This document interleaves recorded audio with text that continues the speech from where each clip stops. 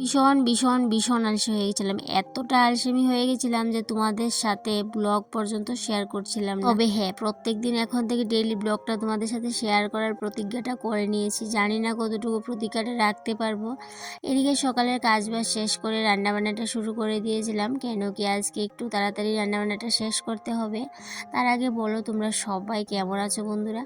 আশা করছি রাধা মাধবের কৃপায় সবাই ভালো আছো। মুগ ডাল অনেক রকমভাবে রান্না করেছি, কিন্তু এইভাবে করে কখনো রান্না করিনি, তাই জন্য বলতে পারো আজকে এই রেসিপিটা আমার কাছে একদমই নতুন। মুগ ডালটাকে একটু হালকা করে ভেজে নিয়েছি, আর এদিকে ঝিঙেগুলোকে কিন্তু একটু বড় সাইজ করে কেটে নিয়েছিলাম, আর ঝিঙেগুলো কিন্তু একদমই কচি। তারপর এদিকে ডালটা যখন 60% সেদ্ধ হয়ে গেছে তখনই ঝিঙেগুলোকে দিয়ে দিলাম, তারপর হলুদ কাঁচা লঙ্কা দিয়ে দিলাম।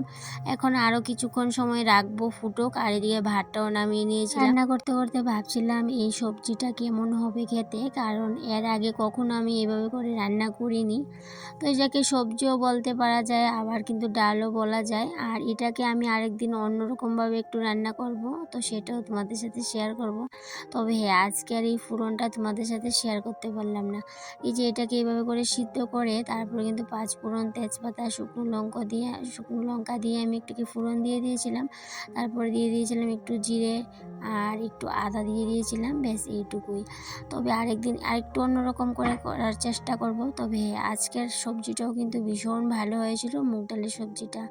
তো এইদিকে তারপর রান্নাবান্না শেষ করে চলে আসলাম এই যে কাঠের র্যাকটাকে একটু পরিষ্কার করে নেব বলে, কারণ এই কাঠের র্যাকটা এতটা নোংরা হয়েছিল যে বৃষ্টি বৃষ্টি বলে কিন্তু আমি আর এই কাজগুলো একদমই করতে পারছিলাম না। হয়তো বা অনেকেই ভাবতে পারো যে একটা তরকারি দিয়ে কি করে আজকে ভাতটা খাবো, তবে একটা তরকারি আজকে রান্না করলাম আর ভাত, কেন কি আজকে রাতের বেলা আমাদের বিয়ের নিমন্ত্রণ আছে। তো সেই জন্য কিন্তু ভাবলাম যেহেতু বিয়ে বাড়ি যাবো আর সমস্ত কিছু এই যে তেল মশলা ঝাল খেতে হবে, তাই জন্য খুবই সিমসাম একটা সিমসাম রান্নাবান্না করলাম।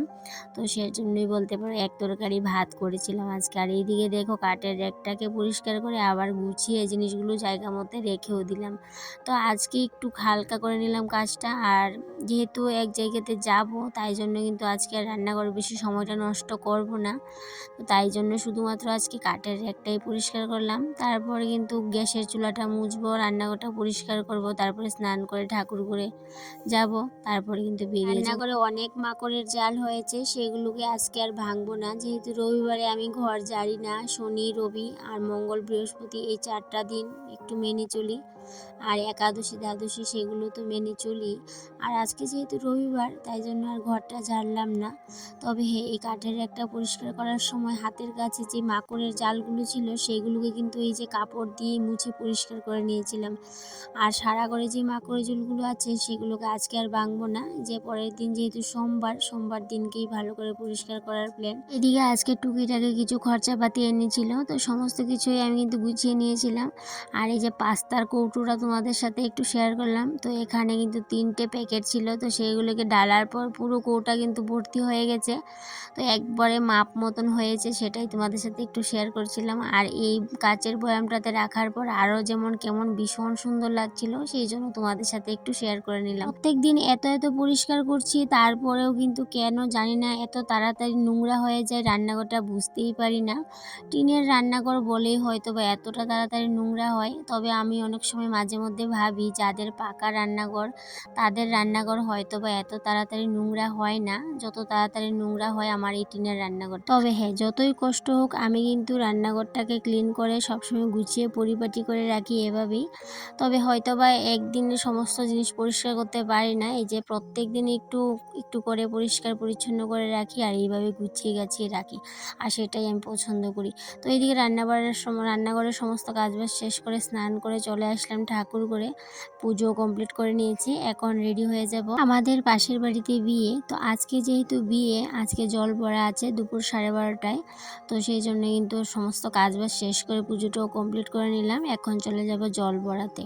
তবে পানৌখিলিতে যেতে পারিনি, ছেলের শরীরটা খারাপ ছিল বলে পানৌখিলিতে যাওয়া হয়নি, তাই জন্য আজকে যাব জল ভরাতে।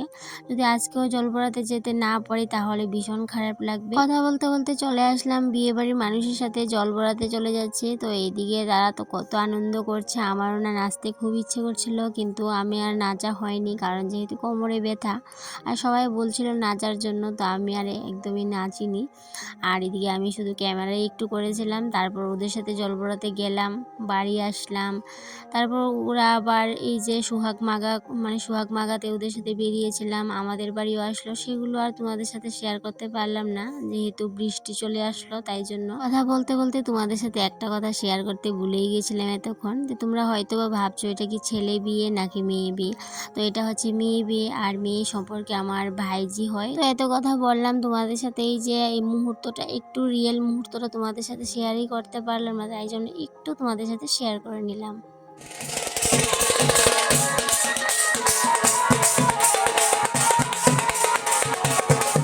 তো এইদিকে বাজি দেখে নিশ্চয়ই বুঝতে পারছো যে বর চলে এসেছে। তো এইদিকে এখন বাজে 9টা, রাত্র 9টা বেজে গেছে, আর আমরাও কিন্তু রেডি হয়ে গেছি, এখন বেরিয়ে যাব। কারণ বিয়েবাড়িতে একটু সকাল সকাল চলে গেলেই ভালো, আর একটু যদি রাত হয়ে যায় তাহলে তো বাড়ি আসতে আসতে ভীষণ লেট হয়ে যায়। আর এদিকে বৃষ্টি বৃষ্টি একটা ভাব হয়ে আছে, তাই জন্যই কিন্তু চটপট করে রেডি হয়ে গেলাম, আর এখন কিন্তু বেরিয়ে পড়বো। এক নজর তোমাদের সাথে কনেকেও একটু শেয়ার করে নিলাম, কারণ বেশিক্ষণ কনের সামনে আমি গিয়ে দাঁড়াইনি, কারণ এই যে বরের বাড়ির লোকজন কনেকে নিয়ে একটু ব্যস্ত, ফটোশ্যুট করছিল, তাই জন্য আর বেশিক্ষণ এখানে থাকা হলো না। তো একটু ক্যামেরা করে নিয়েছিলাম তোমাদের সাথে শেয়ার করব বলে, তারপর বরকেও একটু শেয়ার করে নেব, আর তারপরে সোজা চলে যাব প্যান্ডেলে, কারণ এখানে যতই দেরি করব ততই কিন্তু বাড়ি যেতে যেতে লেট হয়ে যাবে। তারপরেও কিন্তু বাড়ি যেতে যেতে প্রায় রাত 11টা বেজে গেছিলো। তো এদিকে দেখো, এই যে বললাম বরকে একটু শেয়ার করে নেব, এই যে বরকেও একটু শেয়ার করে নিলাম। এদিকে বিয়েটা আর দেখলাম না, বিয়েটা না দেখেই প্যান্ডেলে চলে গেলাম, কারণ কি বাড়ি যেতে হবে, একটু তাড়া আছে। ওই যে বললাম ছেলের পরের দিন সকালে প্রাইভেট আছে, স্কুল আছে, তো সেই জন্য আজকে খাওয়া দাওয়া শেষ করে নেব। আর তোমাদের সাথে কিন্তু আজকে এখান থেকে বিদায় নিয়ে নেব বন্ধুরা, আবারও দেখা হবে তোমাদের সাথে পরবর্তী কোনো একটা ব্লগে। ততক্ষণে তোমরা ভালো থেকো, সুস্থ থেকো, আর এইভাবেই আমার পাশে থেকো। তাহলে বন্ধুরা আজকে আসি, টাটা।